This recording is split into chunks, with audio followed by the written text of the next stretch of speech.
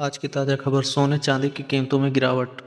भारत में पिछले 3 हफ्तों में सोने और चांदी की कीमतों में तेजी से गिरावट आई है। 24 कैरेट सोना हाल ही की ऊंचाई से 10,000 रुपये प्रति ग्राम से अधिक गिर गया है। डॉलर में मजबूती और फेडरल रिजर्व द्वारा ब्याज दर कम करने की संभावनाएं कम होने से यह दबाव आया है।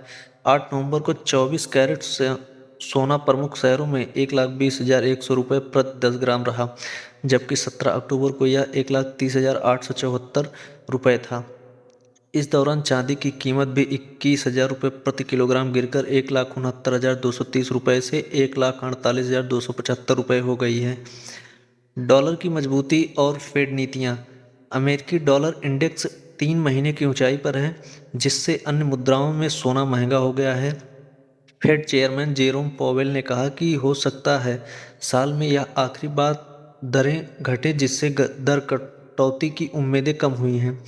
अब दिसंबर कटौती की संभावना 69% रह गई है, जबकि पिछले सप्ताह यह 90% से ज़्यादा थी। चीन द्वारा गोल्ड एक्सचेंज की टैक्स छूट कम करने और अमेरिकी सरकारी शटडाउन वगैरह ने भी बाजार अनिश्चितता बढ़ाई है।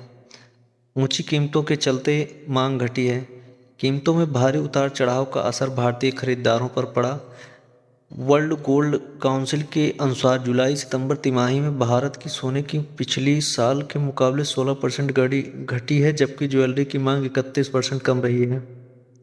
हालांकि कीमतें ऊंची होने से खरीदी का मूल्य 23% बढ़कर 2,03,240 करोड़ रुपए पहुंच गया है। निवेश की मांग 20% बढ़ी है। खास तौर पर बॉन्ड और सिक्कों में 2025 में भारत की गोल्ड डिमांड 600 से 700 टन रहने की उम्मीद है। यह कीमतों में उतार चढ़ाव भारतीय उपभोक्ताओं के व्यवहार को बहुत प्रभावित कर रहा है।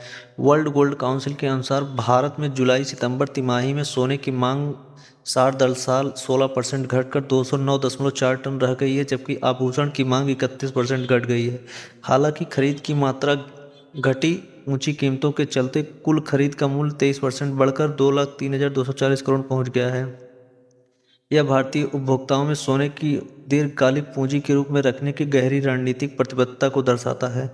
वर्ल्ड गोल्ड काउंसिल के भारत क्षेत्रीय सीईओ सचिन जैन ने बयान में कहा कि निवेश के लिए सोने की मात्रा में 20% और मूल्य में 74% बढ़कर 88,970 करोड़ हो गई है, क्योंकि खरीदार आभूषण की बजाय बार और सिक्कों में निवेश करने लगे हैं।